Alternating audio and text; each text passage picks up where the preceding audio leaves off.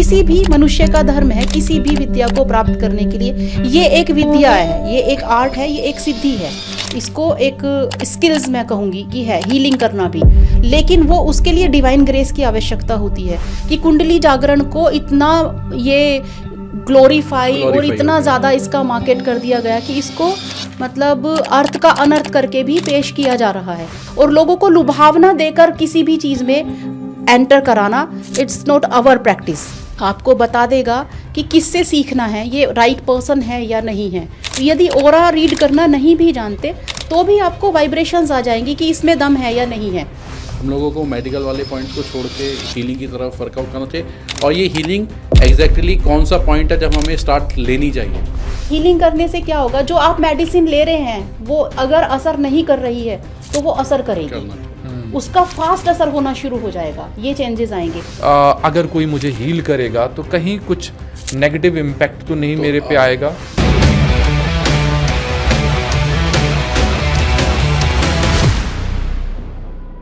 नमस्कार, आप सबका स्वागत है हमारे पहले पॉडकास्ट में। मैं और योगेश जी आपके लिए बहुत ही सुंदर एक पॉडकास्ट की सीरीज़ लेके आए हैं और आज का दिन बहुत ही शुभ है। आज हम लोग रामनवमी के दिन पे इस पॉडकास्ट को रिकॉर्ड कर रहे हैं और इस दिन को और भी इम्पॉर्टेंट और हम बोल सकते हैं कि इस दिन में चार चांद लगा रही हैं। आज हमारे साथ हैं डॉक्टर नूतन खेर मैम। और मैम आपका स्वागत है। आप ये बहुत ही नोन होलिस्टिक हीलर है मैम, और मैम ने बहुत सारे लोगों को हेल्प किया है और उनकी लाइफ में। तो welcome ma'am and thank you so much, आपने इस डे को ग्रेस किया हमारे पॉडकास्ट पे आके। हरिओम भैया, thank you so much for having me on this special day. Actually बहुत ही शुभ दिन है ये। एक तो सृष्टि का ब्रह्मांड की जब रचना हुई तो वो इन्हीं नवरात्रों से शुरू हुई, चैत्री के नवरात्रों से। दूसरी बात ये है कि आज भगवान श्री राम का जन्मोत्सव है, प्रगटोत्सव है, और वो आप लोगों ने बाय डिफ़ॉल्ट, मतलब ऐसा नहीं कि कोई उसमें प्रयास किया गया हो, मगर संयोगवश ही शुरू भी इसको अभिजीत मुहूर्त में किया। अभिजीत मुहूर्त जिसमें भगवान श्री राम प्रकट हुए थे, उनका जन्म हुआ था। और इस मुहूर्त की महिमा ये है कि जो भी कार्य इस मुहूर्त में शुरू किया जाता है वो संसार पे विजय प्राप्त करने का एक माध्यम बनता है, मतलब सक्सेसफुल वो काम होता है।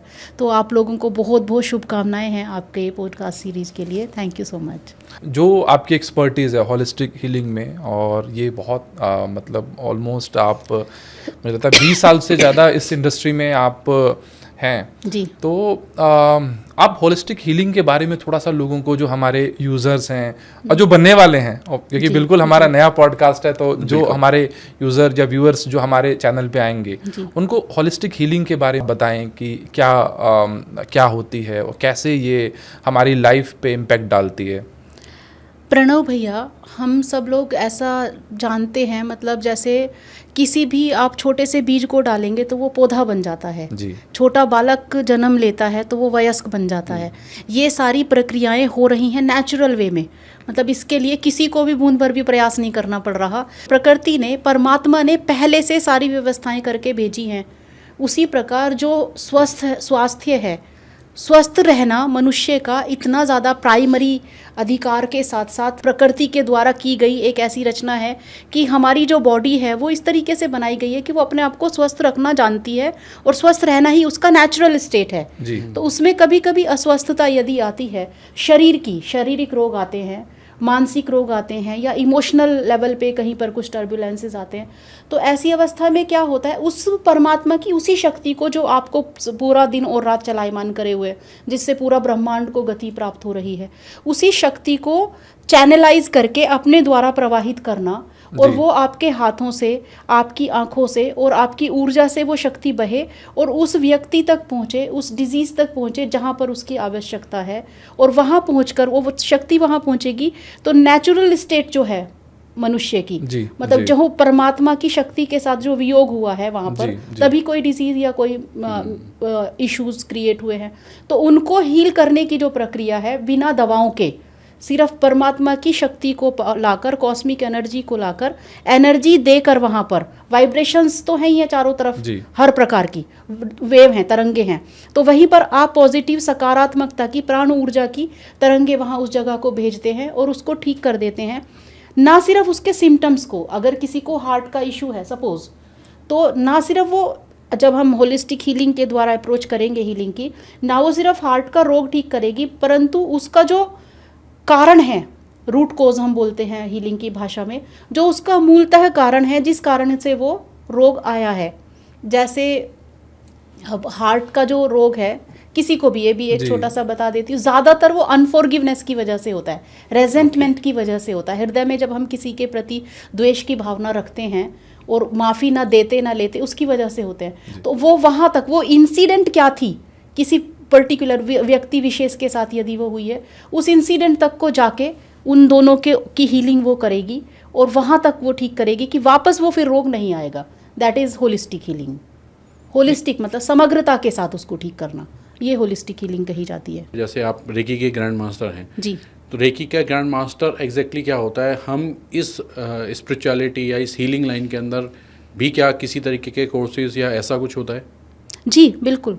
एक्चुअली जैसे आप किसी बच्चे को, जैसे मैं भगवान श्री राम का जन्म, क्योंकि उनका जन्मदिन है तो उसके अनुसार ही बात करूँ। भगवान श्री राम जब प्रकट हुए पृथ्वी पर माता कौशल्या के गर्भ से, तो वो परमात्मा है, साक्षात ब्रह्म हैं, और वो अपनी सारी शक्तियों के साथ पैदा हुए हैं, और वो ये जानते भी हैं, सबसे बड़ी बात है हम भी परमात्मा के अंश हैं, लेकिन हम मनुष्य, सामान्य व्यक्ति, खासतौर से कलयुग में ये भूल जाते हैं कि हम परमात्मा के अंश हैं और हम उसके अनुसार कार्य नहीं करते और अपनी शक्तियों को नहीं पहचानते।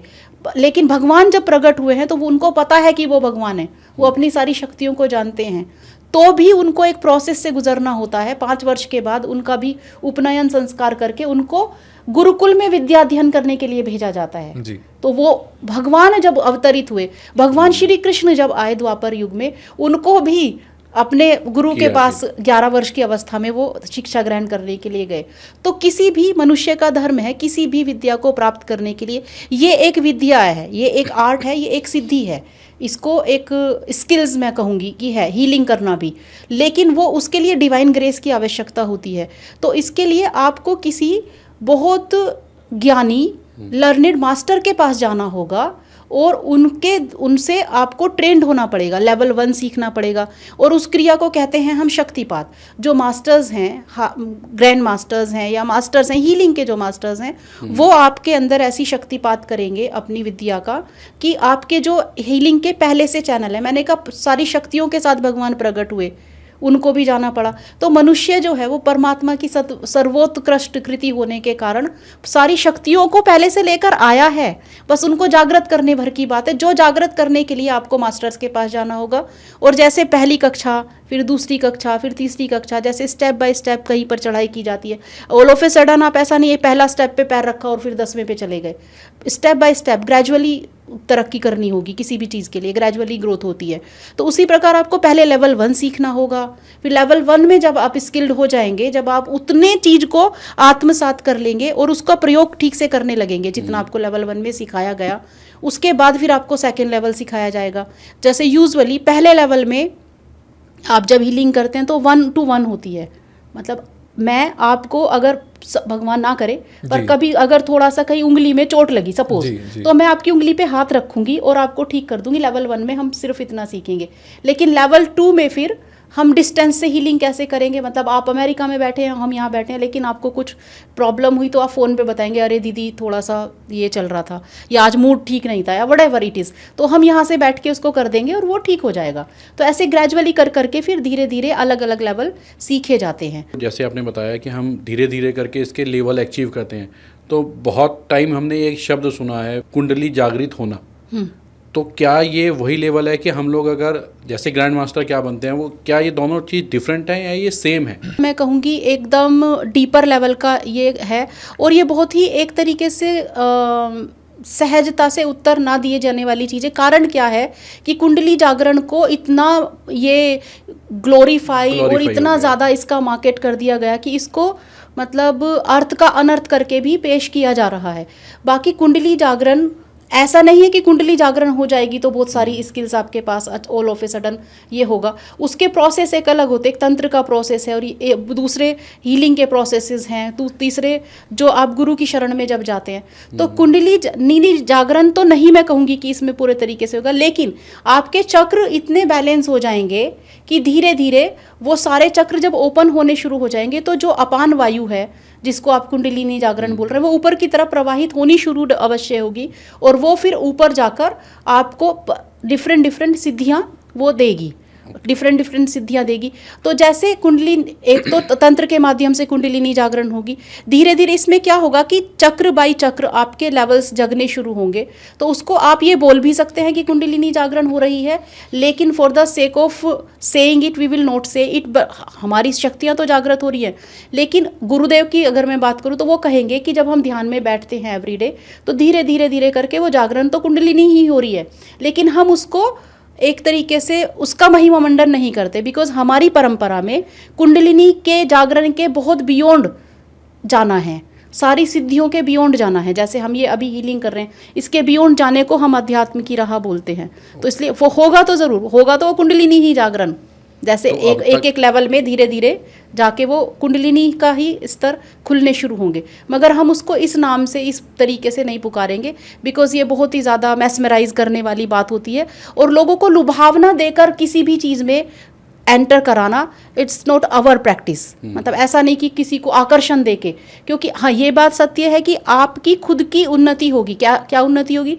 स्पिरिचुअल उन्नति होगी, आध्यात्मिक होगी, तो फिजिकल, भौतिक, इमोशनल ये सब तो होगा ही होगा, शांति मिलेगी, लेकिन आध्यात्मिक उन्नति होगी और वो बिना कुंडलिनी जागरण के संभव नहीं है। आपने बोला कि लेवल इसमें करना पड़ता है, लेवल बाय लेवल। आपने लेवल 1, लेवल 2, आप तो ग्रैंड मास्टर रही हैं। बहुत सारे लोग इस फील्ड में आना चाहते हैं, इसको लर्न करना चाहते हैं, बट कहीं ना कहीं आपको पता है बहुत सारा कंटेंट जो है आप सोशल मीडिया पे देखें, आप डिफरेंट सोर्सेज पे देखें, तो हम लोग क्लियर नहीं हो पाते कि हमारे लिए क्या, कहाँ से सीखें, कौन से ऐसे गुरु हैं या कौन से ऐसे मास्टर हैं जिनसे अगर हम सीखते हैं तो कहीं ना कहीं हम अपने करियर को एक राइट डायरेक्शन दे पाएंगे।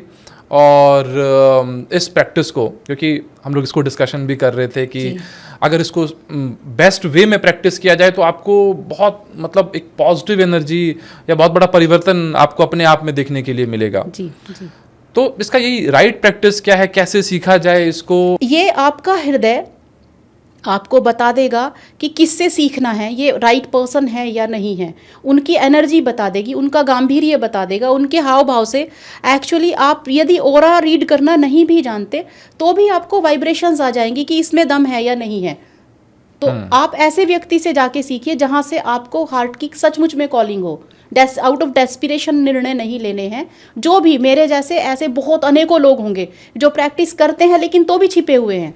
मैं अपने आप को बहुत ज़्यादा लोगों के पास में उजागर नहीं हूँ, तो मैं भी अपने आप को छिपे वो में ही मानती हूँ। तो ऐसे लोग आपको मिलेंगे। दीदी एक चीज़ और यहाँ पे मेरे को निकल के ये जरूर आती है कि एक सर्टेन, मैं आपके पास रहा जब आया उस समय पे उस तरीके की नॉलेज कह लो या उस तरीके का बिलीव नहीं था, क्योंकि बीइंग मार्केटिंग हम लोगों को वो वाला बिलीव में नहीं हो पाता। बहुत सारे लोग इस चीज़ को सुपरस्टिशियस बोलते हैं, मैं भी उसी से था कि मैं भी इन सब चीज़ों को सुपरस्टिशियस मानने वाला था कि हम लोग अपना एलोपैथी पे बिलीव करते हैं या अपने डॉक्टर पे। मैं बीमार होऊंगा, मैं डॉक्टर के पास जाऊंगा, वहाँ ठीक नहीं हो रहा होऊंगा तो डॉक्टर बदलूंगा। बट कहीं पे भी ये वाली चीज़ नहीं थी कि हाँ हम प्रार्थना में ज़रूर बिलीव करते हैं कि भगवान के पास जाएंगे, प्रार्थना करेंगे। बट जब मैं आया तब मेरे को पता चला, बट फिर भी मेरी तरीके के मेरे पास आपका सौभाग्य रहा, मैं आपके साथ कनेक्टेड रहा। उन चीज़ों को जब मैं डीप में जाके सीखा तो पता चला। बट स्टिल जो ऑडियंस देख रही है बहुत सारा फिर भी ऐसा एक सुपरस्टिशियस टाइप की चीज़ों को मानते हैं इस चीज़ को।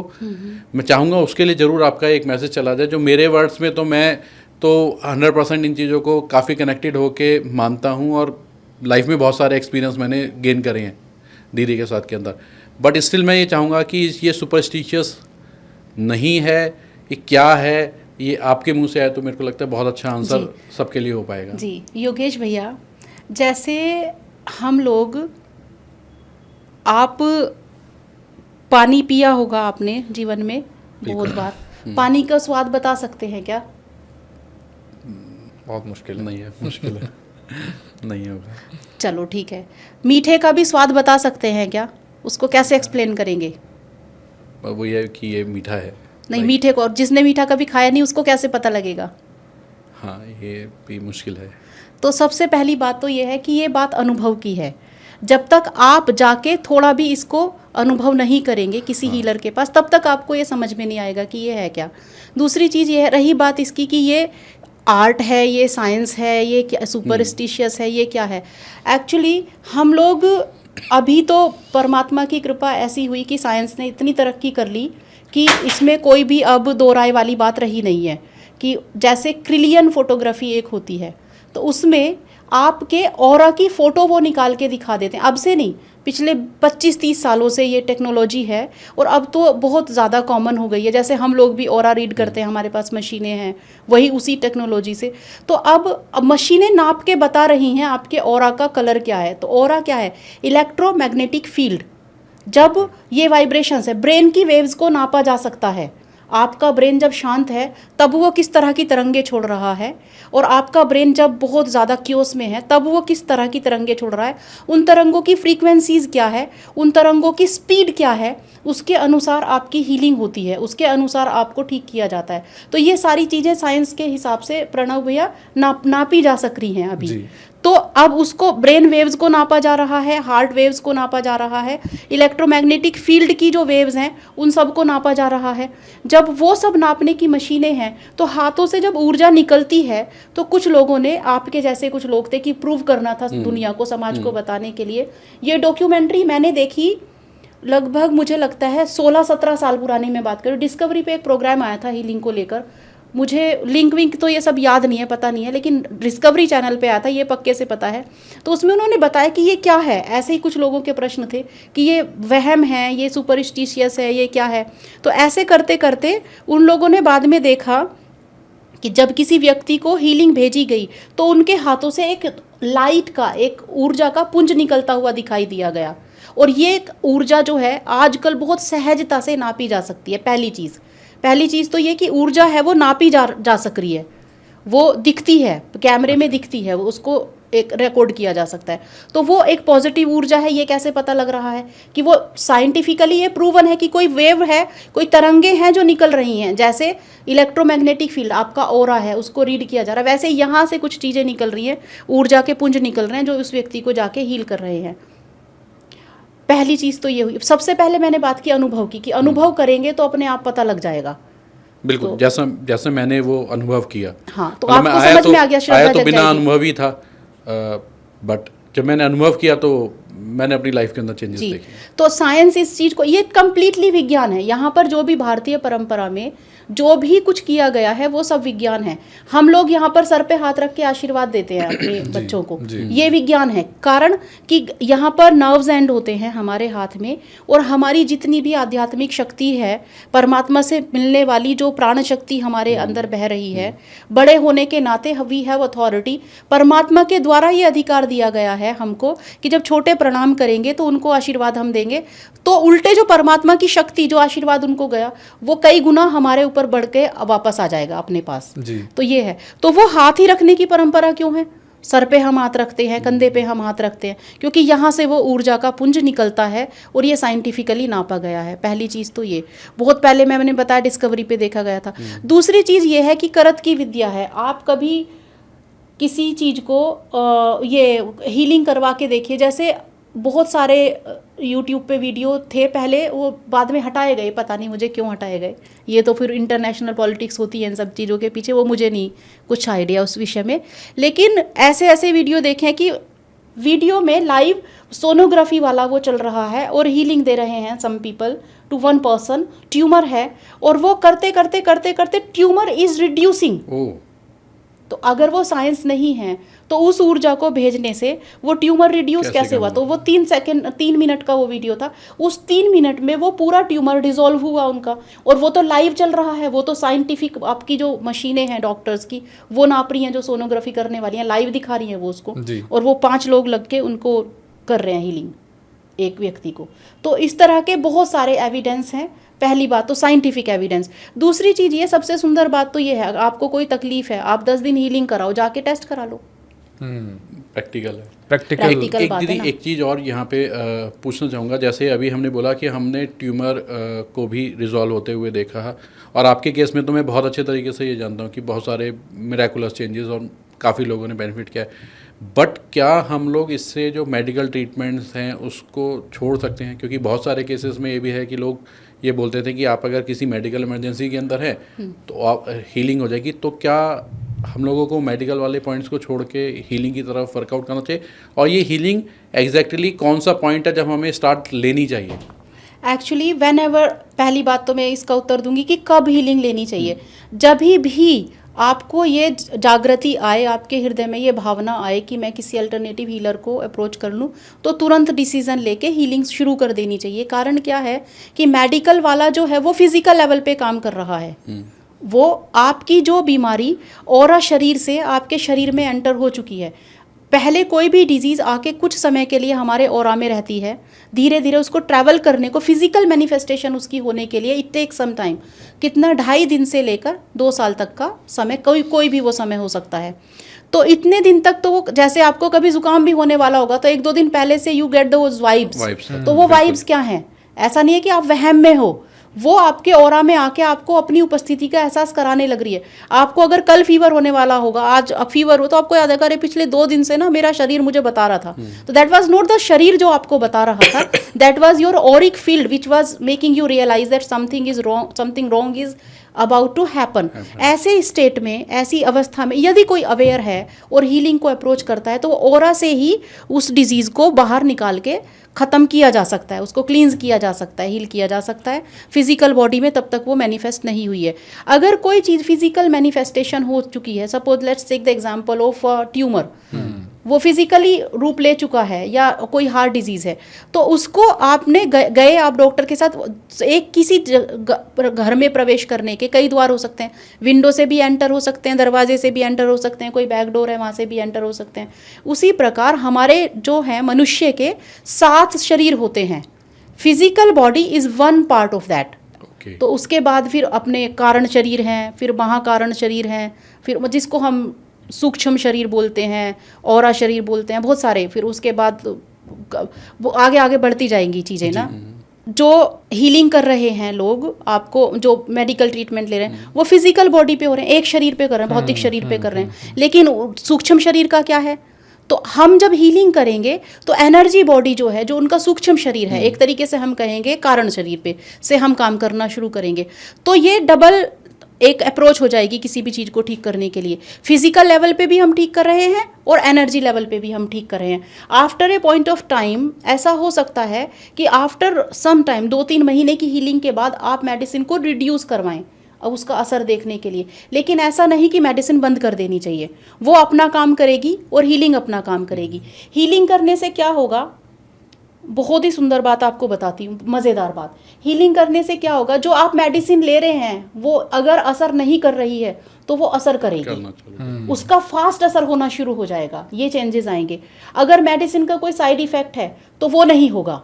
हमारा जो फोकस लेवल है वो काफ़ी हद तक बढ़ जाएगा, और हम जो दवाई, जो मेडिकल प्रैक्टिस है उसमें भी हमको एक हेल्प हमें मिल जाएगा। जी, इसका मैं एक एग्जांपल बताती हूँ। मेरे एक भाई को चोट लगी, एक्सीडेंट हुआ, बहुत मेजर चोट लगी थी। तो उनको बहुत लीवर पे ये सब बहुत ऑपरेशन और ये सारा हुआ। हम लोगों ने हीलिंग करनी शुरू की ऑफ कोर्स, और मेडिकल में अपना काम चलता रहा। 10-15 दिन के बाद डॉक्टर्स ने उनको घर भेज दिया। बहुत बुरा, बहुत मतलब गाड़ी पूरी डैमेज हो गई थी इतना। ऑन द अदर हैंड मेरा एक फ्रेंड का हस्बैंड, मतलब फ्रेंड ही थे, वो लोग उनको भाई साहब की देखभाल वहाँ कर रहे थे। तो कुछ टाइम के बाद उसको थोड़ी सी चोट लगी, वो जीने से गिरा अपने घर के, और उसको यहाँ पर फ्रैक्चर थोड़ा सा आया। तो अब we took it very lightly. हमने उससे कहा भाई हीलिंग करें ना। अब हाँ, ये भी एक बात है कि बिना पूछे, बिना किसी के आज्ञा कि हम दूसरे को हीलिंग नहीं कर सकते। तो मैंने पूछा हीलिंग करें आपको, तो उन्होंने कहा ना ना कोई ज़रूरत नहीं है, मैं ठीक हूँ। तो मैंने वी टुक इट लाइटली कि चलो थोड़ा सा फ्रैक्चर तो है, ठीक हो जाएगा। वो बहुत मेजर ऑपरेशंस थे, कई जगह पर ऑपरेशन थे। वो 15-20 दिन में घर आ गए, पूर्णतः स्वस्थ होकर आ गए। अब उनका जो वो था वो हील ही ना हो, उसमें अंदर खुजली और वुंड हो गए। तो देन आई रियलाइज्ड कि उनको 2-2.5 महीने बिस्तर पे वो रहे। आई रियलाइज कि अगर इनको हीलिंग करते तो ये क्या 10 दिन में ठीक नहीं हो जाते? This is the difference. मतलब वो एक सपोर्ट करेगी, ऐसा नहीं है कि मेडिकल ट्रीटमेंट को हम पूरी तरह छोड़ देंगे, मगर कुछ चीज़ें ऐसी हैं जिसमें हम मेडिकल ट्रीटमेंट को अवॉइड किया जा सकता है, जैसे पेन्स हैं, एंजाइटी है, स्लीप डिसऑर्डर्स हैं, उसमें मेडिसिन की आवश्यकता बिल्कुल नहीं पड़ेगी। बट हाँ, इमरजेंसी सिचुएशन है तो मेडिसिन लेनी पड़ेगी, और ये वाला जो एलोपैथी ट्रीटमेंट है ये लेना चाहिए, इसको बिल्कुल रोका नहीं जाएगा। मगर there are some few things, जैसे जो मैंने अभी बताया है, उन चीज़ों में आप अगर दवा नहीं भी लेंगे, मान लें किसी को बहुत सीवियर पेन है और वो हीलिंग करवाना है, तो हीलिंग से पेन रिड्यूस होगा, डेफिनेटली होगा, उससे बहुत ज़्यादा जल्दी होगा। जैसे मेरे पास एक केस आया था, एक लड़की को बताया भी होगा मैंने आपको, मिर्गी के दौरे पड़ते थे प्रणव भैया उसको जी। तो अब उसकी कौन सी दवा काम करेगी, वो तो लाइफ लॉन्ग दवा खाती रहेगी बच्ची, खा ही रही थी। लेकिन हीलिंग से 5 या 6 सेशन के बाद, पहले सेशन से उसको दौरे पड़ने तो बंद हो गए, लेकिन 5 या 6 सेशन के बाद मैंने उसकी दवा रिड्यूस करवाई, फिर कि आप रिड्यूस करवा के देखिए, शी वाज ऑल सेट। मुझे पता था कि 3 महीने हीलिंग करते रहेंगे, दवा साथ में लेती रहेगी तो वो ठीक हो जाएगा। दीदी, जैसे आपने बहुत इम्पॉर्टेंट सिनेरियो यहाँ पे एक्सप्लेन किया कि जो भाई साहब के साथ में ऐसा हुआ, बट ऐसे बहुत सारे सिनेरियोज हमने ऐसे भी देखे हैं जो लोग कहीं ना कहीं कॉन्शियस होते हैं कि कहीं हीलिंग करने से कुछ नेगेटिव इम्पैक्ट तो नहीं आएगा, है ना। हमने देखा है कि सिनेरियोज में एक्सेप्टेंस, मतलब जी। हम लोग बोल रहे हैं कि अब प्रूफ भी आ चुके हैं बहुत सारे, जैसे आपने पूरा इतना सुंदर एक्सप्लेन किया कि अब तो मशीन्स आ गई हैं कि आपको पूरा का पूरा आपका ऑरा टेस्ट हो जाएगा। लोगों ने बिलीव करना इसको स्टार्ट कर लिया है और बहुत सारे लोग इस प्रोसेस में बिलीव करने लग गए हैं। बट स्टिल कुछ लोग ऐसे हैं जो अब भी कहीं ना कहीं या तो सीरियसली उस तरीके से नहीं ले पा रहे, या फिर उनके माइंड में ये भी चल रहा है कि अगर कोई मुझे हील करेगा तो कहीं कुछ नेगेटिव इम्पैक्ट तो नहीं मेरे पे आएगा। किसी भी चीज़ की जो सृष्टि होती है, किसी भी चीज़ का जब सृजन होता है, उस समय के भाव क्या हैं, उसमें वो सारे गुण धर्म पाए जाते हैं। जैसे मैं बता रही थी आपको कि किस भावना से आप अपने पार्टनर के साथ हैं, किसी भावना से आप किसी बच्चे को धरती पर लाना चाहते हैं, ये बहुत मैटर करेगा। वो भावना और वो गुण और वो समय का प्रभाव उस बालक पे पड़ेगा, और वो समय और भावना के वजह से, जैसे एक बहुत सुंदर यज्ञ करने के बाद, ऋषि मुनियों की, संतों की सेवा करने के बाद, बहुत प्रार्थनाओं के बाद, बहुत सारे मतलब दान दक्षिणा के बाद महाराज दशरथ ने एक पुत्र प्राप्ति के लिए संकल्प किया, भगवान से प्रार्थना की, तो उनके पास उतरे संकल्प, क्योंकि शुद्ध था, राज्य की रक्षा करे और जगत का कल्याण करे, ऐसा पुत्र उनको चाहिए। तो साक्षात भगवान उनके घर प्रकट हो गए। ऑन द अदर हैंड, जब माता कैक्सी को देवताओं से बदला लेना था, उसके लिए उन्होंने प्लान किया कि मुझे एक ऐसा पुत्र चाहिए जो देवताओं का विनाश कर सके, मतलब दुर्बुद्धि वाला हो, मतलब ऐसी नेगेटिव अप्रोच वाला हो। तो उन्होंने अपने पति महर्षि ऋषि विश्रवा के साथ समागम करने के लिए समय चुना संध्या का, जो कि पूर्णतः वर्जित है ऐसी चीज़। उस समय पे सिर्फ परमात्मा का भजन करने के लिए बैठने का विधान है और किसी चीज़ का नहीं। तो भी उन्होंने फोर्सफुली अपने पति के साथ वो रही, और वहाँ से उत्पत्ति हुई राक्षस राज रावण की। तो अब क्रिया एक ही हो रही है, लेकिन भाव बदल जाने से वहाँ पर देखिए, एक तरफ रावण प्रकट होते हैं, एक तरफ भगवान श्री राम प्रकट होते हैं। तो ये जो भी हीलिंग की विद्याएं हैं, मैं बताना ये चाहती हूँ, इनकी जो अप्रोच रही है, इनको धरती पे लाने का जो माध्यम बने हैं, वो चाहे कहीं से भी वो विद्या आई हो, वो संत बने हैं। और संत जो हैं वो सिर्फ और सिर्फ, कहते हैं परमारथ के कारण संतन धरा शरीर, वो संत जो हैं वो मात्र जगत के कल्याण के लिए शरीर में रहते हैं। अदरवाइज वो मोक्ष को प्राप्त जो कर चुके होते हैं वही संत कहलाते हैं, लेकिन उनको समाज में रहकर उनका जगत का कल्याण करना होता है। उनके द्वारा धरती पे आई हुई हैं विद्याएं ये, तो उनका जो पूरा का पूरा फोकस है वो है जगत के कल्याण के लिए, धरती से सफरिंग को कम करने के लिए, पेन को कम करने के लिए, लोगों को स्वास्थ्य और सुंदर सुखद जीवन प्रदान करने के लिए। तो इनको धरती पे लाने का जो भाव है हीलिंग को, चाहे वो रेकी हो, चाहे वो अदर हीलिंग हो, जैसे परम अमृत योग जो हमारे मतलब संतों के द्वारा आई है, जिसको अब हम कराते हैं, तो चाहे वो हो, तो वो ये विद्याएं जो हैं वो पूर्णतः प्रेम से परिपूरित हैं। मतलब इनका जो उद्भावना हुई है, इनका जो ये हुआ है, उद्भव हुआ है, वो प्रेम के कारण हुआ है। तो प्रेम के कारण हुआ तो उनमें सारे गुणधर्म प्रेम के पाए जाएंगे। प्रेम के कारण हुआ है तो वो सिर्फ पॉजिटिव काम करेंगे, वो सिर्फ और सिर्फ पॉजिटिव काम करेंगे, सिर्फ लोगों को हील करेंगे, कोई भी नकारात्मक चीज़ें नहीं करेंगे। One thing. सेकंड थिंग ये है प्रणव भैया और योगेश भैया कि ये ना सिर्फ पॉजिटिव काम करेंगे बल्कि ये नकारात्मक यदि कोई काम करने की इनसे प्रेरणा लेगा, कोई अपने कोई विकेट बुद्धि का कोई होगा, अगर दुर्बुद्धि कोई ज़्यादा ही है और वो दूसरों की मतलब इतना द्वेष से भरा हुआ है, तो पहली बात तो उसकी हीलिंग असर नहीं करेगी। हम ये स्पष्टतः बताते हैं कि जब आप हीलिंग करते हैं तो आप कितने धर्मात्मा व्यक्ति हैं, कितने प्योर हार्टेड हैं, इस पर डिपेंड करेगा कि आपकी हीलिंग कितना असर करेगी। जो बच्चे जैसे मन के होते हैं वो 5 मिनट हीलिंग करते हैं तो ठीक हो जाते हैं। मेरे पास ऐसे लोग भी हैं जिन्होंने पहला लेवल सीखा, दूसरा सीखा और उसके बाद कैंसर ठीक किए हैं। ऐसे स्टूडेंट्स भी मेरे पास हैं, just because they have been practising it ritualistically. और दूसरा कि उनका हृदय पवित्र है, किसी के प्रति कोई द्वेष भावना नहीं है।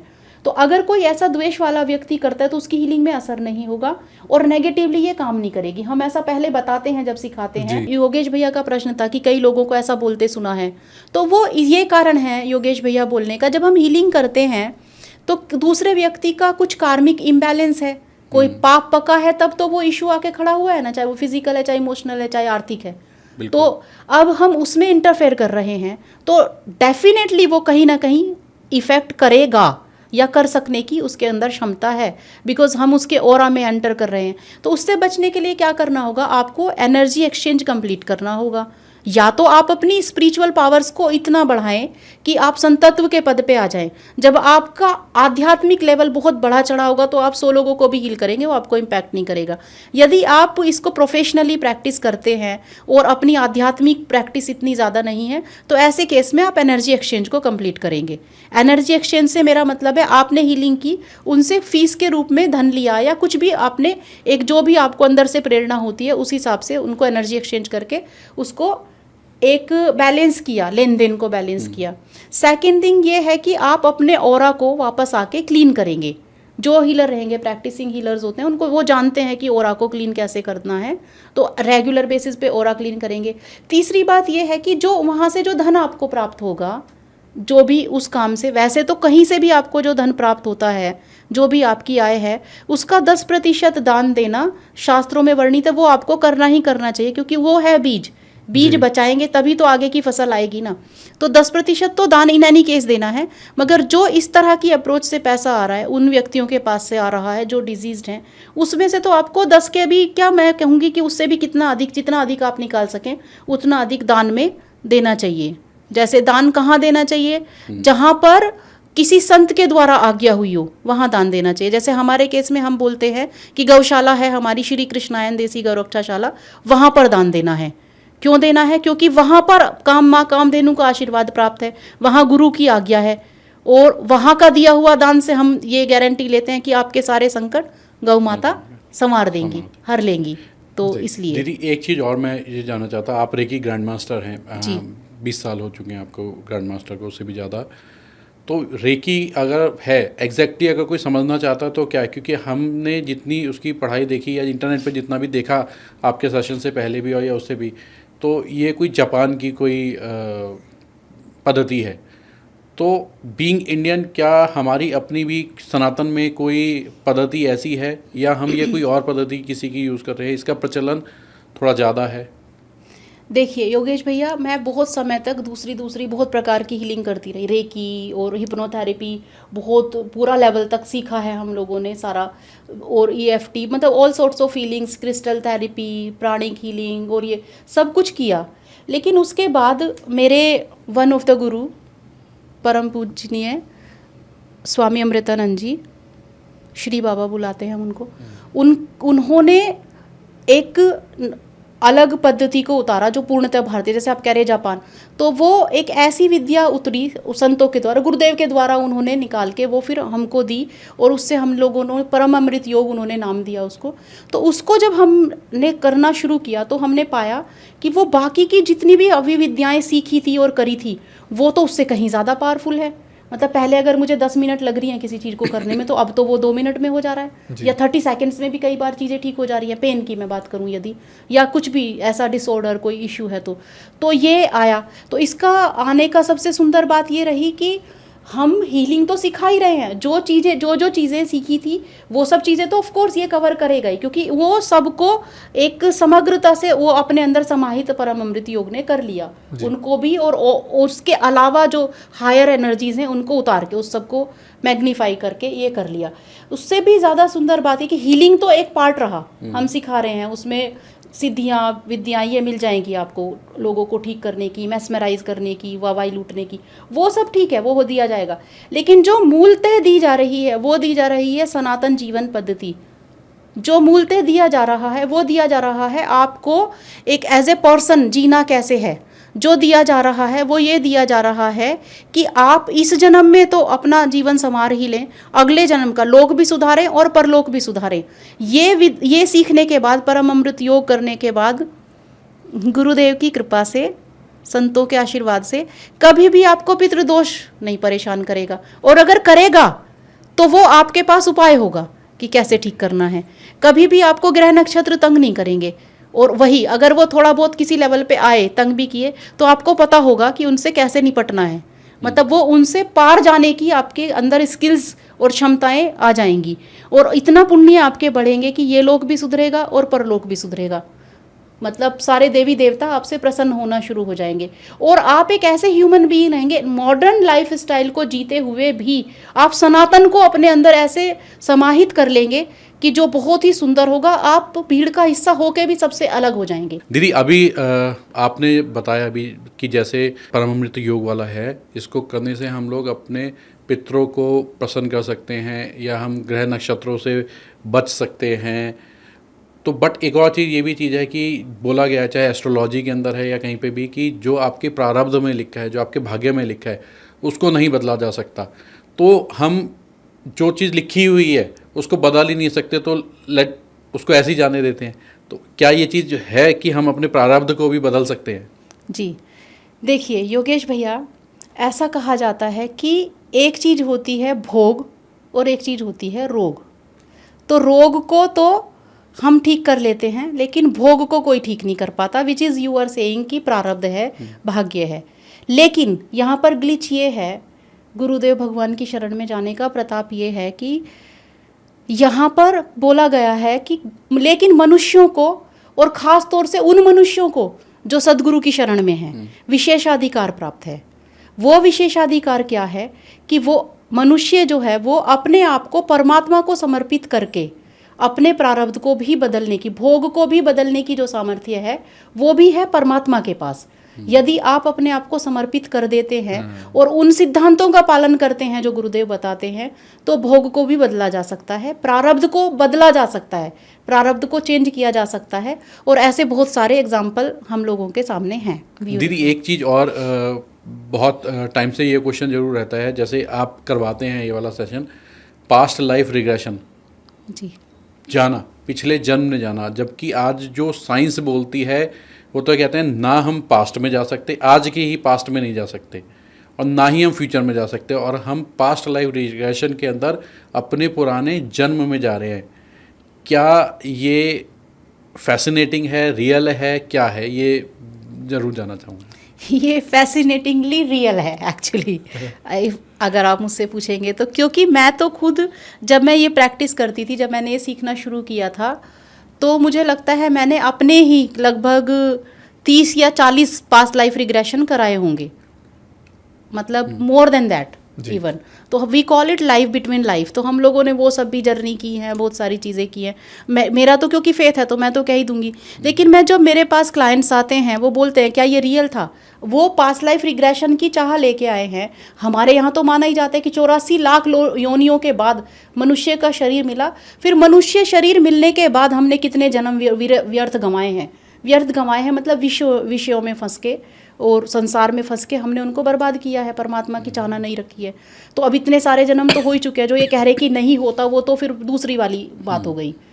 तो कहीं ना कहीं वो उनकी अप्रोच से वो ठीक होंगे, मगर वो सत्य तो है नहीं। तो जब हमारे पास, और हम अगले जन्म में भी विश्वास करते हैं, तो अगला जन्म सुधारने के लिए ही हम सारे जितने भी धर्म के कार्य करते हैं वो करते हैं। क्योंकि पिछले, हम इसको तो मान रहे हैं कि वो रिफ्लेक्शन है पास्ट कर्मास का, जो प्रारब्ध आपने बोला। लेकिन अब आगे का तो हम गई को जान दे, रही को थाम, आगे का तो संभाल लें एटलीस्ट। लेकिन योगेश भैया मैं ये बोलती हूँ, जो मेरे पास क्लाइंट आते हैं कि वो गए, उन्होंने कुछ स्टोरी देखी, या वो बोलते हैं कि हमको ऐसा लगा कि कहीं हमने क्रिएट तो नहीं की। मैंने कहा ठीक है, आपने सपोज आपको ये लग रहा है कि शायद आपने वो क्रिएट कर ली, तभी भी तो आपके भीतर बैठ के कोई क्रिएटिव पावर है ना जो उस चीज़ को क्रिएट कर रही है। और उसको क्रिएट करने के बाद आप जिस इश्यू को लेकर आए थे, अगर वो ठीक होता है तो व्हाट्स रॉन्ग विद दैट। आप कोई मेरे पास आया प्रणव भैया यूट्रस की कुछ समस्याएं लेकर जी, और पेन और कुछ तो भी कुछ बहुत सारी चीज़ें लेकर, बाद में उनका पास्ट लाइफ रिग्रेशन किया तो कुछ इशू निकले, और वो इशू जब वहाँ पर रिजोल्व हुए, पास्ट लाइफ में जाकर वो रिजोल्व हुए उन व्यक्तियों के साथ जो भी उनकी क्रिया करवानी थी, फॉरगिवनेस और जो हीलिंग करनी थी वो सब किया वहाँ पर जाकर, तो वो इशू ठीक हुआ उनका। तो मुझे इस गणित में पढ़ना ज़्यादा अच्छी बात है कि वो रियल था या नहीं था, या मेरा काम बन गया मुझे उससे ज़्यादा। जैसे आँख, किसी की आँख में प्रॉब्लम थी तो ऑर्गन रीजनरेशन हम उसको बोलते हैं पास्ट लाइफ के थ्रू, तो ऑर्गन रीजनरेशन हुआ उनका। तो उसमें अब ये है कि जब वो जिस समस्या के लिए आए थे वो ठीक हुई ना, अब वो तुम्हारी स्टोरी भी अगर तुमने क्रिएट की है तो कहीं ना कहीं कोई घटना घटी है, तभी वो मेमोरी है। तो दीदी इसके अंदर जो आपके पास जो क्लाइंट्स आते हैं वो खुद आपको आके बोलते हैं कि मेरे को पास्ट लाइफ रिग्रेशन में जाना है, या ये आप देखते हो कि उनको कैसी प्रॉब्लम्स हैं तो आपको उसके लिए पास्ट लाइफ रिग्रेशन थेरेपीज की करनी पड़ेगी? जी योगेश भैया, कुछ लोग तो ऐसे हैं जो फैसिनेट होकर इस वाली विद्या से, इस वाले नाम से, PLR से आते हैं कि नहीं हमको पास्ट लाइफ रिग्रेशन करना है। कई तो ऐसे हैं जिनको मैं बोलती हूँ क्यों करना है, उनका कारण ही नहीं होता पास्ट लाइफ में जाने का। तो मैं दीदी उनको तो ज्ञात भी नहीं होता होगा कि पास्ट लाइफ रिग्रेशन उनके साथ क्या है, नहीं है, तो नहीं ज्ञात तो होता है। इंटरनेट पे बहुत सारी ऐसी थ्योरीज होती है, इनका प्रश्न अलग है। वो बोल रहे कि जो जा रहा है पास्ट लाइफ में उसको ये पता होगा कि नहीं होगा, तो पता चलता है क्योंकि half of the mind is sleeping, half of the mind is listening. मतलब जो कॉन्शियस माइंड है वो बोल नहीं पा रहा है, लेकिन वो ऑब्जर्व सब कर रहा है जी, या तो सब कर रहा है या कुछ तो पार्ट कर रहा है। तो ऐसा नहीं है कि याद नहीं रहता, ज़्यादातर केसेस में याद रहता है। There are very few cases जिनमें कुछ एक ग्लिम्स याद रहेंगे, बस पूरी स्टोरी याद नहीं रहेगी। सबकॉन्शियस, उसके लिए हम रिकॉर्ड कर लेते हैं। सबकॉन्शियस तो पूरी तरह वेक रहेगा ही रहेगा। तो कॉन्शियस माइंड जो है वो किसी का आधा सोता है, किसी का नहीं सोता, तो वो याद तो रहता है। लेकिन हाँ, आप क्या बोल रहे थे योगेश भैया? मैं ये बोल रहा था कि क्लाइंट्स जो आते हैं वो पास्ट लाइफ रिग्रेशन डायरेक्टली आते हैं या आप डिसाइड करते हैं? नहीं, कई लोग तो ऐसे, मैं बोल रही हूँ फैसिनेट होकर कई लोग तो आके बोलते हैं कि पास्ट लाइफ रिग्रेशन कर दो। अरे भाई जरूरत नहीं है तो क्यों कर दो, तुम्हारा 5 मिनट में वैसे ही ठीक हो जाना है जो इशू लेकर आए हो। लेकिन कई लोगों का बहुत डीपर ये होता है कि they want to know out of curiosity. तो हम लोग कभी नहीं करते until unless there is some serious issue जिसमें कि जाना चाहिए। बिकॉज भगवान ने अगर पर्दा किया है किसी चीज़ पे तो उसके पीछे की बहुत साइंस, बहुत उसका गणित होगा ना। तो अगर किसी को बहुत ज़रूरी आवश्यकता है, ऐसा लग रहा है कि इस पैटर्न के बिना ये ठीक नहीं होगा, तो ही हम करते हैं। और कईयों का ऐसा होता है कि हीलिंग कुछ और कर रहे थे लेकिन वो पास्ट लाइफ में चले गए, और मैं देख रही हूँ कि अच्छा अब हो चुका है काम, तो अब बस फिर वहाँ से उनके सोल्यूशन निकलने शुरू हो जाते हैं। तो दीदी पास्ट लाइफ रिग्रेशन हमको किस किस केस के अंदर, मतलब ऐसा अगर कोई, जैसे हमारी ऑडियंस अभी देख रही होगी, हमको ये नहीं पता कि ये चीज़ मेरी कैसे ठीक हो सकती है, तो किस केस के अंदर पर्टिकुलर ऐसा कौन से केस हैं या ऐसी कौन सी डिजीज़ हैं जिसके अंदर आप इन चीज़ों को जाके करेक्ट कर सकते हैं? जैसे योगेश भैया, एक तो फोबियाज जो होते हैं, किसी को हाइट से डर लगता है, किसी को पानी से डर लगता है, किसी को, तो वो जो केसेस होते हैं वो होते पास्ट लाइफ के हैं। हालांकि मेरे पास आने पे मैं उनको पास्ट लाइफ रिग्रेशन नहीं करती हूँ और दूसरी अप्रोच से उनको ठीक करके भेज देती हूँ। लेकिन एक तो फोबिया फियर हुआ जिसका कोई इरेशनल फियर है, जिसका कोई कारण नहीं है लेकिन दैट इज़ हैपनिंग। एक लाइफ पैटर्न्स होते हैं कि एक पर्टिकुलर टाइम पे किसी को कोई ऐसे ही व्यक्ति मिलते हैं कि जो चीट करेंगे ही करेंगे, डिच करेंगे ही करेंगे, कोई ऐसे मिलेंगे कि उनको अब्यूज़ करेंगे ही करेंगे। तो ऐसे केसेस जो जहाँ पर होंगे वहाँ पर ये पैटर्न है कि हाँ वो कहीं ना कहीं से कुछ ऐसा लेकर आ रहे हैं, तो वो पास्ट लाइफ रिग्रेशन से उनको हेल्प मिलती है। दी एक चीज़ और, मैंने आपकी एक क्लास देखी थी जहाँ पे हम फाइनेंशियल फ्रीडम के लिए भी कुछ आपकी कोर्सेज वगैरह थे, तो क्या हम ये जो हीलिंग है ये सिर्फ अपनी हेल्थ इश्यूज से ले सकते हैं, या ये कुछ, बहुत लोगों को आज की डेट के अंदर फाइनेंशियल प्रॉब्लम्स भी होती हैं, इमोशनल प्रॉब्लम्स भी होती हैं, सारी चीज़ें, तो हम ये जो हीलिंग है ये क्या ऐसी चीज़ों के लिए भी यूज़ होती हैं? योगेश भैया, मैंने शुरू में कहा था कि व्यवधान जो हैं वो आपके भौतिक शरीर में भी हो सकते हैं, आपके सूक्ष्म शरीर में भी हो सकते हैं, आपकी इमोशनल बॉडी में हो सकते हैं, आपकी एथरिक बॉडी में हो सकते हैं। तो ये सारे जो सूक्ष्म शरीर और ये जो हमारे 7 शरीर हैं, इनके अनुसार ये निर्धारित होगा कि क्या इशू है। जैसे फाइनेंशियल अगर किसी को ये है, दिक्कत है, तो उसको भी ठीक है, वो भी दिक्कत ही है ना। जैसे पैर में दर्द है, वैसे ही फाइनेंशियल ब्लॉकेजेस होना एक डिजीज़ है, एक बीमारी है, उसको भी ठीक किया जा सकता है। लेकिन उसके लिए सिर्फ ऐसा नहीं कि हीलिंग सेशन लिए और वो ठीक हो गया। उनको जो हम चीज़ें बताएंगे करने के लिए, वो प्रारब्ध बदलने वाली बात हो जाएगी ना, उसको फिर वो विशेषाधिकार प्रयोग करना होगा, उनको फिर वो चीज़ें अपनानी पड़ेगी। जैसे बहुत से ऐसे केस जरूर मिलेंगे, बल्कि मैं अपना खुद का ही एग्जाम्पल बताऊंगा कि कई तो बहुत कम कमाने पे भी बहुत संतुष्टि से जी रहे, कई है जो बहुत ज़्यादा कमाने के ऊपर भी उनको वो संतुष्टि प्राप्त नहीं हो रही, प्लस चलो पैसा भी नहीं बच रहा, मतलब पता ही नहीं चलता ये पैसे कहाँ जा रहे हैं। आजकल कॉर्पोरेट के अंदर या कहीं पे भी कोई भी जो कमा रहा है, जितना पे कर रहा है, उसको नॉर्मली यही प्रॉब्लम है, यार मैं इतना अर्न कर रहा हूँ, पता नहीं मेरे पैसे जा कहाँ रहे हैं। तो उसको जिसको ये बोला जाता है कि उसके घर पे बरकत नहीं होना। तो ये सब चीज़ भी होती है। इसके लिए क्या करना होगा? जब वही मैं बोल रही हूँ, जब आएंगे परम अमृत योग करेंगे और ये सारे तरीके सीखेंगे, तो जो भी पैसा आएगा, पहली चीज़ उसमें बरकत होगी, दूसरी चीज़ उससे संतुष्टि होगी, तीसरी चीज़ वो बढ़ना, मल्टीप्लाई होना शुरू होगा, धीरे धीरे ग्रेजुअली ये होगा, और ये डेफिनेटली होगा। ये ऐसा क्विक फिक्सेस तो नहीं है। देखिए योगेश भैया, कोई मेरे पास आए कि मैंने 4 सेशन लिए थे जी, अभी मेरी इनकम नहीं बढ़ी, तो ऐसा मैजिक नहीं होगा। आपको ऐसे कृत्य करने होंगे, आपको अपने आपके जो प्रारब्ध को बदलने के लिए जो जो उपाय संतों के द्वारा निर्धारित किए गए हैं वो करने पड़ेंगे, तो आप वो होगा, डेफिनेटली चेंज होगा, लेकिन एकदम क्विक फिक्सेस की तरह नहीं होगा। और वो जो पैसा आएगा इस प्रकार जब आप करेंगे, वो धन जो आएगा वो आपको सुखों के साथ साथ शांति भी देगा। जो आप बोल रहे हैं ना, सेटिस्फैक्शन नहीं होता, तो शांति देगा वो। तो दीदी, जैसे एस्ट्रोलॉजी के अंदर देख के, हाथ देख के या कुछ देख के, कभी हम लोगों को स्टोन पहनाते हैं या हम कोई पूजा कराते हैं या कुछ कहते हैं, तो क्या ऐसा ही कुछ हम लोग जो आप बता रहे हैं कि वैसा ही कुछ होगा वहाँ पे कि हम कृत्य सिखाएंगे या कुछ कहेंगे, क्या कुछ ऐसी ही प्रैक्टिसेस हैं? नहीं, ऐसी प्रैक्टिसेस बिल्कुल नहीं होंगी। वो जो हम लोग सिखाएंगे उसमें सिर्फ आपको अपने मनोभावों को बदल के अपने जीवन में कुछ कुछ सद्गुणों को धारण करना होगा, और आपको यज्ञ दान तप, ये हम 3 चीज़ें सिखाएंगे, और वो आपको करनी होंगी अच्छा जीवन प्राप्त करने के लिए। वो भी बाद में, अभी पहले दूसरे लेवल तक तो इतना कुछ ज़्यादा नहीं हम सिखाएंगे। उसमें कैसे आप पूरा प्रकृति का आशीर्वाद कैसे प्राप्त करेंगे, क्योंकि सारे के सारे जो ये हैं बेसिक नीड्स हैं हम लोगों की, चाहे पैसा हो, घर हो, मकान हो, whatever you are getting from mother nature. तो माँ प्रकृति जो है उसको कैसे संतुष्ट करना है, 5 तत्वों को कैसे संतुष्ट करना है, कैसे उनकी प्रसन्नता प्राप्त करनी है, तो वो सब हम लोग सिखाएंगे। कुछ भी आपको कुछ ऐसा करना ही नहीं है अतरंगी कि जाके दिया नहीं जला के वो ये करना, मतलब वो चीज़ें हैं, वो उन चीज़ों का भी प्रभाव पड़ेगा वो, लेकिन वो हमारा विषय नहीं है समहाउ।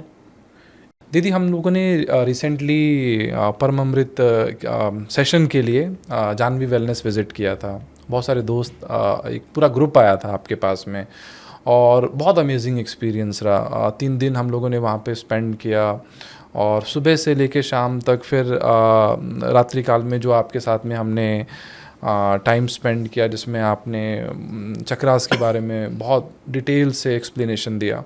एक ऐसा डिस्कशन चल रहा था दीदी के साथ में कि प्रणव हैं, अपना कंपनी चला रहे हैं, ऐसे ही हमारे अपना सर्कल था, मेरे सीए साहब थे, और भी जो परिचित हम, जो एक हमारा अपना था, जो हम लोग क्लोज नेटवर्क बोलते हैं इस चीज़ के साथ में। तो सबका प्रॉब्लम का एक छोटा डिस्कशन हो रहा था, और मैंने जो परम अमृत योग पहला कर रखा है, तो मैंने कहा दीदी, मैं ये चाहता हूँ कि मैं अपने सर्कल को लेके आऊँ, मेरे को जो बेनिफिट्स हुए हैं वो और लोगों को भी मैं बताऊं कि यार आप आओ और ये देखो। उसका ये डिसाइड हुआ कि चलो एक काम करते हैं, एक रिट्रीट बनाते हैं। लोग रिट्रीट समझ के आते हैं तो उनको वो रेजोल्यूशन तो मिलेगा ही मिलेगा, अपनी भागदौड़ से हट के आएंगे ही आएंगे। और उसी बीच के अंदर हम लोग, जो आप बोल रहे हो कि लोगों को वो नॉलेज, क्योंकि अगर मैं अपने मुँह से कुछ बताऊँगा तो उतना बिलीवमेंट नहीं जाएगा, उस एनर्जी से नहीं जा पाएगा। तब ये जो रिट्रीट चालू हुआ था, वो तब ऐसे रिट्रीट चालू हुआ था 3 डेज। योगेश जी, जब तक सामने वाले को रियलाइजेशन ना हो, या आप बीती जिसको हम लोग बोलते हैं, कि हम जब खुद जाएं कहीं पे और उसको, उस लाइफ को जिएं, और वहाँ से जो एक्सपीरियंस आए, अच्छा लगता है। जब मैंने अपने आप को एक ग्रोथ लिया है, बहुत से सर्कल जो आप प्रोग्राम देख रहे होगे, जिस तरीके की ग्रोथ मिल रही है, फाइनेंशियल भी और बाकी भी, मतलब मैं हर किसी को यही चाहिए आज की डेट में, नेम फेम एंड मनी, और भगवान की इच्छा से वो सभी चीज़ मेरे पास में आती है। तो मेरे को ये था कि मेरे सर्कल के पास भी जानी चाहिए, और ये भी बाय डिफ़ॉल्ट होता है। हम लोग तो चाहते हैं कि हर एक आदमी इससे जुड़े, बट उसके पीछे आपका थॉट प्रोसेस, आप कैसे आपने सोचा कि देखिए, जब आप लोग आए वहाँ पर, तो मेरा ये नहीं था कि कुछ भी उसका कोई कमर्शियल एंगल तो हो भी नहीं सकता, जी। बिकॉज हम लोग जो भी वहाँ से जो अर्निंग आती है वो सिर्फ गौ सेवा में जाती है। परमात्मा की इतनी तो कृपा है कि वो कुछ भी नहीं करेंगे तो मतलब दाल रोटी तो परमात्मा दे ही रहा है, सबके लिए भोजन की व्यवस्था तो परमात्मा ने की है, और बहुत ज़्यादा आवश्यकताएं हैं नहीं। तो वहाँ पर जब आप लोग आए तो मुझे ये शिक्षा दी गई है कि ब्रह्म मान के, परमात्मा मानकर अतिथियों का सत्कार करना है। मैंने अपनी ड्यूटी निभाई वहाँ पर, मैंने और जो टीम थी सारा, हम लोगों ने सिर्फ वो किया, और बाकी अनुभव तो आप ही बोल रहे हैं कि जो जैसा भी रहा। उसके पीछे का कारण ये था प्रणव भैया कि मैं देखती थी कि लोग वैकेशंस पे जाते हैं और डैमेज करके आते हैं एंजॉयमेंट के नाम पे। तो बहुत ज़्यादा आप लोग भी आते थे, थोड़ा सा घूमने घामने का प्रयास करते थे, तो मैं कुछ बोलती नहीं थी। मैंने कहा चलो कभी किसी दिन तो आप पकड़ में आओगे ना। तो वो किसी दिन जो था वो रिट्रीट वाला दिन था। एक छोटा सा पॉइंट ऐड करूंगा, आज भी जब बहुत सारे लोगों से बात करते हैं ना, तो वो कहते हैं कि ऋषिकेश जाएंगे, और ये नहीं रहता है कि कुछ आध्यात्म से जुड़ेंगे, उनका एंगल रहता है कि रिवर राफ्टिंग करेंगे, एंजॉय करेंगे। वो जो एक्सपीरियंस है, मुझे लगता है कि हम जैसे लोग जब होके आते हैं और जब 3 दिन स्पेंड करते हैं और जब वापस आते हैं, फिर समझ में आता है कि वो रिवर राफ्टिंग क्षणिक है जी। वो आप एक कुछ बिल्कुल कुछ मतलब इस नथिंग इस वो हाँ अच्छा, एक आपको एक ऐसा ऑप्शन मिलेगा कि अगर कोई बोले कि जिसने ये जानता हो कि यार 3 घंटे दीदी का एक सेशन मिलने वाला है, या आप रिवर राफ्टिंग के लिए जाएंगे, जो जानता है वो बाय डिफ़ॉल्ट वो कहेगा वो तो करना ही नहीं, रिवर राफ्टिंग तो करनी ही नहीं है। तो वो जितनी चीज़ें लेके जानी हो तो उतनी लेके जानी है। जी। तो ये था कि जैसे लोग आते हैं, जैसे आपने बताया कि किस तरह की एंजॉयमेंट के नाम पे बाहर का ऐसा वाला खाना खाते हैं। जब टूरिस्ट आते हैं, अधिक टूरिस्ट आते हैं, तो और भी ज़्यादा अनहाइजीनिक फूड होता है। वो किस भावना के साथ बनाया जा रहा है ये तो, और फूड जो है वो बहुत ज़्यादा स्पेशल रोल है उसका हमारे जीवन में, बहुत मुख्य घटक है वो, हमारे विचारों का, हमारे स्वास्थ्य का, हमारे व्यवहार का। हमारा व्यवहार, विचार और स्वास्थ्य सारा उससे निर्धारित होगा। तो हमको लगता है कि अरे वो घूमने के नाम पे बच्चों के साथ अन्याय हो रहा है, स्वयं के साथ अन्याय हो रहा है, और आए दिन जो है बीमारियां बढ़ती जा रही हैं लोगों के अंदर। न सिर्फ फिजिकल रोग होते जा रहे हैं, बट एक मानसिक अशांति जो है, ज़्यादातर लोग मेरे पास आते हैं भैया, बहुत हैरान कर देने वाली बात है, इंसोम्निया के साथ, ओवर थिंकिंग के साथ, एंजाइटी के साथ, सोया नहीं जाता, डिप्रेशन के साथ। पिछले साल तो मेरे पास हर केस डिप्रेशन का आ रहा था, तो आई वॉज सो वरीड कि अरे भगवान ये क्या हो रहा है। तो ये प्रयास है लोगों को उन वाली वाइब्रेशन से बचाने के लिए जहाँ पर सात्विक आहार दिया जाए, जो उनके तन और मन पर एक सुंदर प्रभाव डाले और एक शांति उनको प्रदान करे, plus at the same time उनको एक बहुत ही हाई सेंस ऑफ एनर्जी दे। एनर्जी क्यों अच्छी दे कि वो उनको मज़ा आए जीवन को जीने में ना, एक एंथुजियाज़म रहे। वो एंथुजियाज़म आपको, जब आपके अंदर पॉजिटिव एनर्जी का संचार होगा तो वो एंथुजियाज़म रहेगी। आप लोगों को आपने मेंशन नहीं किया, मुझे पता है, आई एम श्योर, मैंने कभी पूछा भी नहीं है कि नींद कैसी आई होगी वहाँ। मतलब वहाँ you will actually sleep like a baby, क्योंकि वहाँ का पूरा एनवायरनमेंट जो है वो इस तरीके से उसको, मतलब वहाँ पर एक शब्द भी कोई, मेरे लड़कों को, स्टाफ के लड़कों को, मेरी टीम को, किसी को लाउड बोलना भी अलाउ नहीं है कि भाई अगर तुमको झगड़ा करना है तो तुम जानवी से बाहर जाके करना, अगर तुमको आपस में आर्ग्यूमेंट करनी है तो तुम बाहर जाओ, 1 घंटा लड़के अपनी एनर्जी को, जो भी टॉक्सिन्स हैं वो निकाल के आओ, या गंगा जी में जाके स्नान करके वहाँ देकर आओ, उनको देकर आओ। जब वहाँ बैठी हैं माँ सब कुछ समाहित कर लेने के लिए, तो हमको आवश्यकता नहीं ना वहाँ पर। तो उसके एनवायरनमेंट को इतना पीसफुल, इतना सेरेन बनाया गया है, और प्लस संतों की वजह से वो जागृत रहती है भूमि। तो यही उद्देश्य था कि लोगों को थोड़ा शांति मिलनी चाहिए। एक वो प्रेयर है ना, प्रभु त्रिभुवन में शांति कीजिए जी, ओम द्योहो शांति, अंतरिक्ष शांति, और ये सारा जो आपो शांति, मतलब हम प्रार्थना करते हैं कि हे प्रभु अंतरिक्ष में शांति हो, पानी, हे जल आप में शांति हो, पृथ्वी आप में शांति हो, अंतरिक्ष आप में शांति हो, सब जगह शांति हो, शांति हो। तो इतनी मुख्य घटक है वो। तो हमारा भी ये छोटा सा प्रयास है कि चलो लेट्स बी बहुत सुंदर पीसफुल प्रयास है। And joyful. नहीं तो बिल्कुल बिल्कुल At the same time. अच्छा, मेरे को ये लगता है कि दीदी से तो बातचीत करते हुए पूरा दिन भी निकल जाएगा और बहुत मुश्किल से मेरे को ये लगता है आज का दिन हमारे को मिला था। तो इसको इस पॉडकास्ट को यहीं पे समाप्त करते हैं हम लोग। हाँ, और इस पॉडकास्ट के मुझे लगता है माध्यम से बहुत सारे लोगों को बहुत कुछ सीखने के लिए मिलेगा। बहुत सारे मिथ जो हमारे माइंड में कहीं ना कहीं बन जाते हैं, वो मिथ टूट जाएंगे और एक नई ऊर्जा, एक नई चेतना मिलेगी। और मैं चाहूँगा कि जितने भी हमारे व्यूअर्स हैं जो बनेंगे आने वाले टाइम पे, वो परम अमृत से जुड़े, वो आपसे जुड़े। और बाकी बहुत बहुत धन्यवाद आपका कि आपने अपना इतना कीमती समय, इतना इम्पोर्टेंट दिन आपने हमें दिया और इस दिन को स्पेशल बनाया। हमारा पहला पॉडकास्ट है, तो ये बहुत स्पेशल है हमारे लिए। और मुझे लगता है जब भी हम आगे जाएंगे तो इस पॉडकास्ट को सबसे अच्छा ये हुआ जब दीदी ने आके ये चीज़ बताया कि रामनवमी हमें पता था, बट जो दीदी ने अभिजीत मुहूर्त का जो वो बताया कि आज के दिन श्री राम जी का, उसी समय जब हम लोगों ने ये डिस्कशन चालू किया तब ये स्टार्ट हुआ है। हाँ, एग्जैक्ट 12 बजे। वो तो अपने आप के अंदर बहुत ही अच्छा अद्भुत एक्सपीरियंस था। तो धन्यवाद दीदी, धन्यवाद, thank you so much and all the very best. परमात्मा इसको ऐसे ही और सुंदर सुंदर बनाए। जय हो, जय हो।